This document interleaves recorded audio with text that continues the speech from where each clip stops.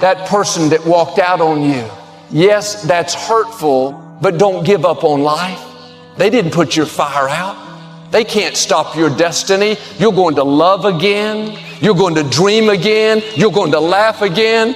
God has someone coming for you much better than who left. Your latter days are going to be better than your former days. Now get your passion back. Get your fire back. Those dreams you've given up on, you need to get that poker out and start stirring them up. Start pursuing them again. Those promises that you've let go of. Seems like it's too late.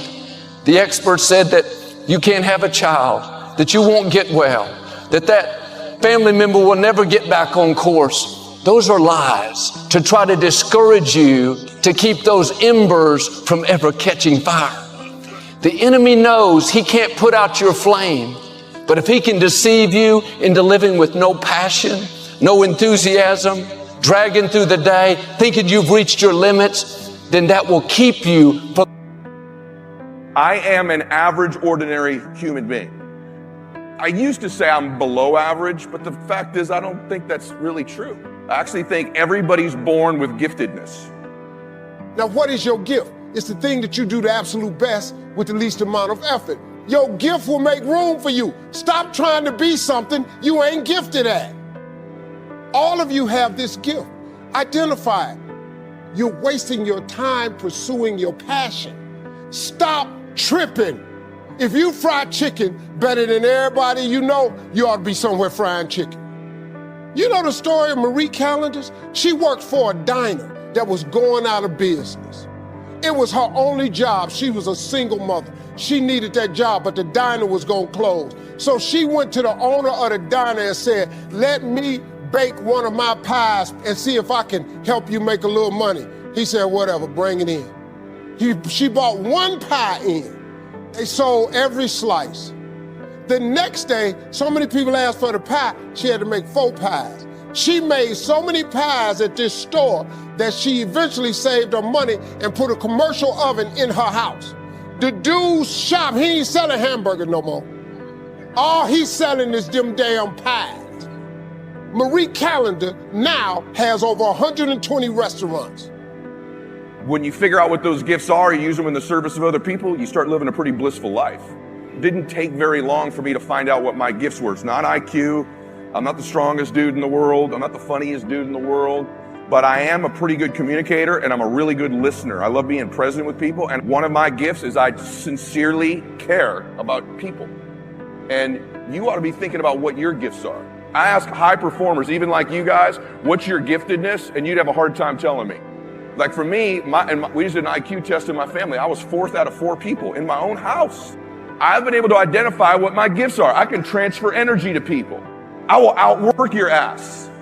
Those are gifts. So I always had these gifts that were mine. You've got yours. If you'll take an inventory of what they are, you'll be a more wealthy, productive person. I've been able to build a significant 9-figure net worth in my life, and I'm a goober. So I want you to think, if a goober dude like me could end up doing that stuff, what could you accomplish? I'm a really goofy dude. I've always wanted to be somebody. Anybody relate to that? Say yes or no. I don't want to be. There's a bunch of jokers want to be somebody. I need to be somebody. Are you like that or not? I needed to be somebody. I wasn't playing with my life. When I was 30 years old, I had my first heart attack. So I might not be the fastest, the strongest, the smartest, none of that crap, but I will outwork your ass, and I flat out want it more than you. But I've always wanted to be somebody. You probably heard that term, fake it till you make it. Any of you ever done that before? My first job, I was an electrician. Then I was a bus boy at the whole enchilada. That was an upgrade because they let me go as an electrician because I couldn't show up to work and get there by 6 a.m. And then I worked at an orphanage that changed my life, and then I became in the financial business and got wealthy. There's nothing about me. So I wanted to be rich. I started in a financial company. I'm like, hey, I can't be driving around like, I had a Honda CRX. So I thought, man, I need to drive a Mercedes for people to take me damn serious. So I'm reading in the Penny Saver, and it says, Kit Car Mercedes. 1997, Mercedes-Benz 600 convertible kit car that's built on an 88 Chrysler LeBaron frame. I'm not playing with you. I did this. I lived in that car for 2 years. That's the story of me wanting to be somebody. So I don't know where you're at right now, but are you slightly ahead of a Velcro together Mercedes? Yes or no? Yes? Now, what did I become? What changed with me where things changed? I read a book called Selling the Dream by a guy named Guy Kawasaki about that same time. Guy Kawasaki was the guy that sort of marketed Macintosh for Apple. I'm very familiar with what made that company work. They had a dude that led that company who was a crazy man named Steve Jobs. And Steve Jobs didn't have a high IQ. He was an intense, psycho, crazy. He was a great storyteller. Write this down. The greatest leaders are evangelical about their cause. They are cause-oriented leaders. To the extent that you'll be a great father is to the extent that you can become evangelical about the cause and the mission your family's on. I'm constantly telling my children, we're going to do something awesome. Since my son was a little boy, every night he go to bed, you're a leader, you're a gladiator, you're the greatest of all time, Max. I tell my daughter that all the time. Why? No one told me that crap when I was growing up. So what do those leaders have in common? If we go back, look at there. What does Steve Jobs, Oprah Winfrey, my dumbass, what do we all have in common? In different ways, they became evangelical about their mission and their cause and their company. What's an evangelist do? A person who seeks to convert others, a zealous advocate of a cause. That's what an evangelist does. You must speak about these things, write about these things. When your people get around you, it's infectious and repetitive, and you don't tire of saying it over and over and again, because I'm relentless about it. Why? Because our obsessions become our possessions. So if you want to do something, if you thought about something you want to do, take it head on. Decide that you're going to face it, that whatever shortcomings you have, that you're going to strengthen yourself there, that you're going to get started right now. Do what you can, where you are with what you have, and never be satisfied. Always strive to be more than that which you are. Yeah, don't get satisfied with yourself. Always know that wherever you are, you can enjoy more, that you deserve more. But if you really begin to think about what you think about on a regular basis, most of you are thinking about what you're worried about, you're afraid of, and what you're concerned or anxious about. You don't take control about what you're putting in your mind. When you're intentional about something, it loses its power over you. Once you're aware you're doing something, it can't affect you like it can when you're not aware. But you have an emotional home. You have a series of emotions you live with regularly, don't you? Those emotions could be bliss, ecstasy, passion, joy, peace, faith. But they could also be worry, stress, anger, anxiety, aren't they? And because you've done it over and over again, even though you know they don't serve you, you will find a way on a very regular basis to get those damn emotions. The quality of your emotions is going to be the quality of your life. All of you this year wrote down a bunch of things you want to achieve. You and I have gotten pretty good at achieving things we put our mind to, haven't we? Including the negative things. Now, since you're so good at getting what you want, what if you set an outcome to begin to achieve certain emotions on a regular basis? Because what you've done is you've deluded yourself into thinking, if I can get $5 million in the bank, I get that hot so-and-so girl, then I'll have those emotions I want. That ain't how it works. I want you to have a bunch of stuff. I want you to have a bunch of achievement. But if you start to become more intentional, I'm going to find some peace every day. I'm going to find some solitude every day. Because you're not getting out of here alive.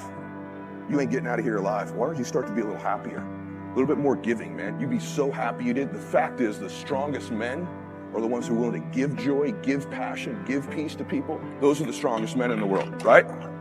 We've all been wired a little bit differently. In fact, you know what? I'm going to cut the crap. I'm going to get you emotional. I'll give you a secret. I think I'm the way I am because of what I watched my dad do. I'm not an alcoholic, but my dad was a dude who get angry pretty quick, get stressed pretty quick. So your life may look a whole lot different. And maybe the external part of your life's not like it. But what about the internal part? Has it been all it's been cracked up to be to get where you are? Or didn't you think you'd feel better about yourself by the time you got here? And your kids, you know when you go to one of your kids' Little League games, there's 25 kids out there, 9 on each side plus the dugout. Which kid do you see? You see your little dude, don't you? Well, guess what? All they see is you. They love you because you're dad, but at some point, are they proud of you? Are you a man making a difference in the world? And you know what they want more than anything than you to be all this other stuff? Is dad happy? And they know when you're lying. They don't see anybody else. The whole prism of the world of what they think they can experience, you're providing them. And it's not the stuff, it's the emotions. Why don't you just give yourself a break? don't you just be a little happier right now? You can do that right now. In this moment, you can intend to decide that you're just going to begin to see things. What if you started to filter into that things that just brought you bliss, peace, and happiness? You were born to do something awesome. You were also born to be happy. And you think, man, if I start having all of this happiness crap you're talking about, I'm gonna lose my drive. That's what keeps me working. That's what you think. I used to think it too. There's a difference between happiness and satisfaction. You can be simultaneously incredibly blissful and still totally dissatisfied. Here's what happened to me. I was building a mansion and I'm all wound up one day and I walk in, there's all these guys probably in the country illegally. They were working on my kitchen, right?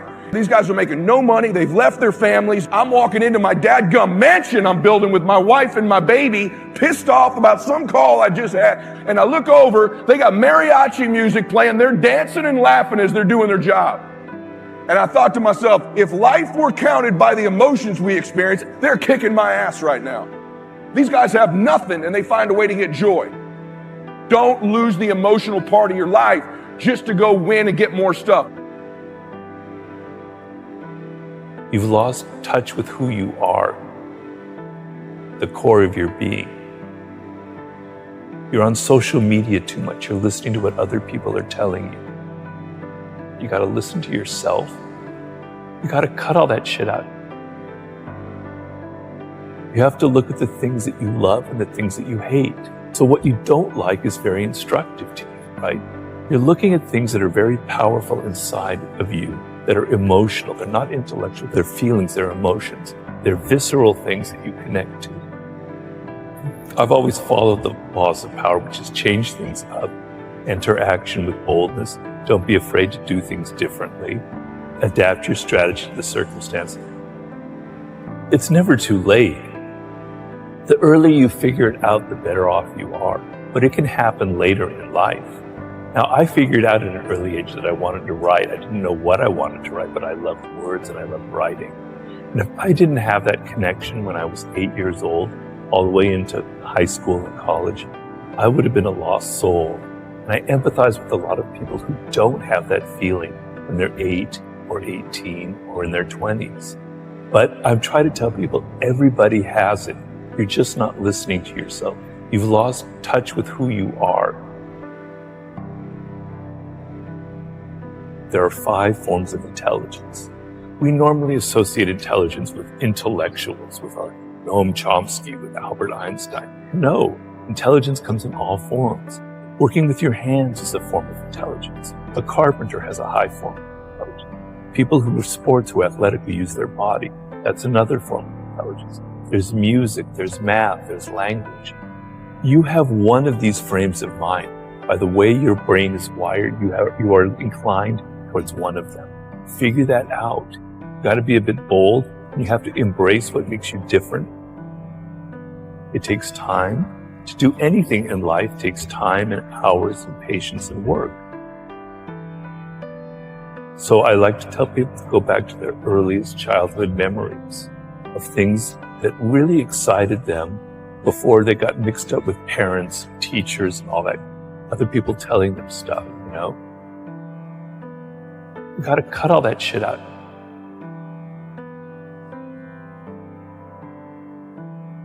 You know, I was frustrated, I was depressed. I even have to admit I had moments that were slightly suicidal because I knew deep down that I could do something. I was different from other people. I had different experiences, you know, and I knew that there was something I needed to express. There was a purpose to how my life had unfolded, but I couldn't find it.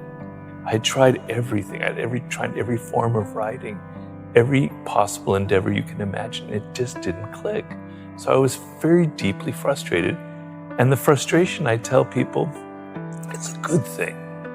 Negative emotions are trying to teach you something. They're trying to teach you the opposite. Something else is going on. Frustration, what would be worse than frustration would be despair, giving up. No hope, but frustration is a sign that you haven't given up. You know you could do something, but you haven't figured it out. So when you have those kind of feelings, look at them and there's something positive in that. So I knew that there was something I was meant to do. I just couldn't figure it out when.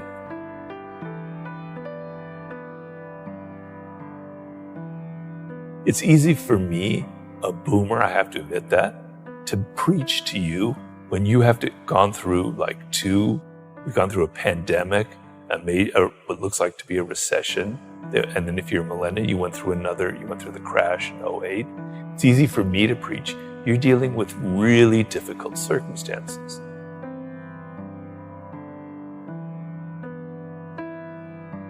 So a lot of people are rethinking their lives. They don't want to work at crap jobs just to get by. And I applaud that 100%, right? That's great. So you want to think about working for yourself is the ultimate position in this world.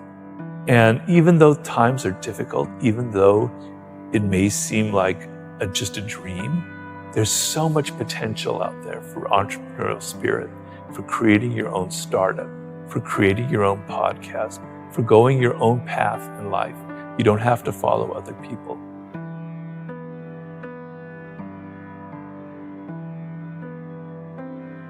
It's not like it was when I was growing up. There were things that were better back then. There are things that were a lot worse, right? You have so many more options. It's just that you're not going to reach them. You're not going to be happy in this short time that you have to be alive unless you take it seriously and still have some fun and adventure and excitement. You got to listen to yourself. And you have to embrace what makes you different. Just don't listen to your parents go, I got to be making $100,000 when I'm 23 and go to law school and do all this stuff. You're going to burn out. So kind of understand I guess the main thing I would say is know who you are, know what you're deep down in your core, what you love, what you hate, and what you were destined to create in this world. That's like the most important process you can go through. Everybody has that potential. But I know it doesn't come easy. It's a process and you have to be patient, but you have to put in the work. But another skill that you cannot ignore is the social. We're social animals. And there are a lot of people in life who ignore that because they're shy. And I was very shy as a young man. I was mostly quite introverted as well. Because they're shy, they just simply lean on their own strength, which is learning something really well, learning math or learning algorithms or learning how to write, etc. And they ignore the social because they're afraid of it. But you cannot get ahead in this world as a social animal dependent on other people in every aspect of life unless you treat that as another skill as well. So yes, the process of looking inward is absolutely essential, but you cannot disconnect yourself from your teachers, your mentors, your colleagues.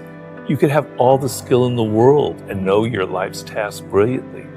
But if you continually alienate people by your boorish behavior, by your insensitivity, all of the skill level in the world will be completely neutralized by your own mistakes.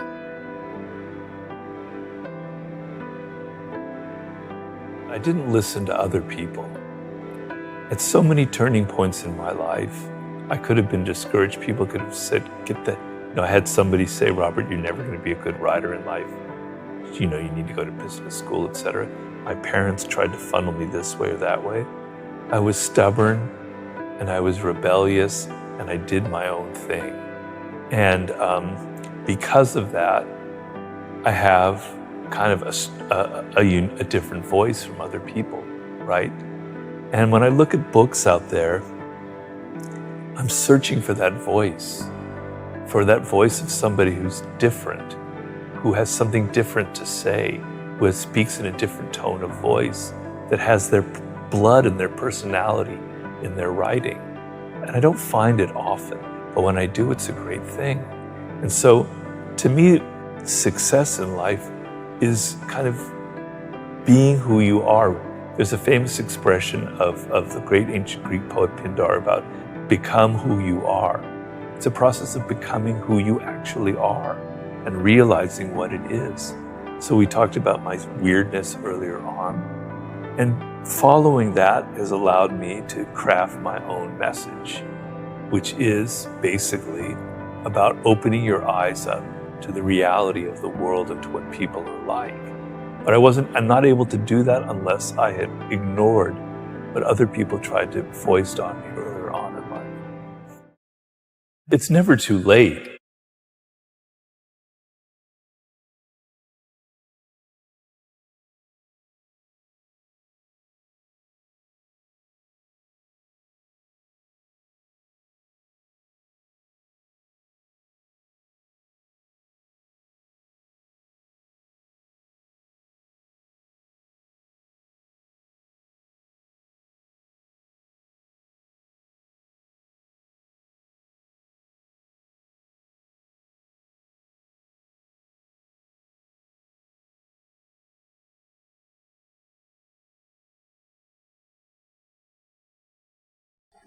Get your position back.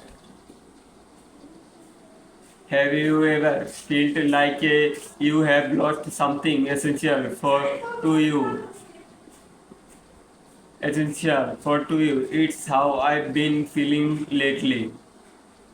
The puts a hint of validity in her face. I have been feeling disconnected in like I have lost touch with what's used to drive me. It's okay, Alexa. You will to go through periods doubt to unnecessary, but we can't let defend us. There was a time when I was brimming with passions, in a time when we discovery felt like a victory and every challenge and opportunities to grow. In grace, unknowing as he listened intently. The person is still with you. We just need a regretting, a glimmer of hope speaking in her eyes. But how do you bring back with been lost? We reconnect with what inspire you. We dive into the challenges, explore uncharted a treat a tree stories of embrace the joy of learning,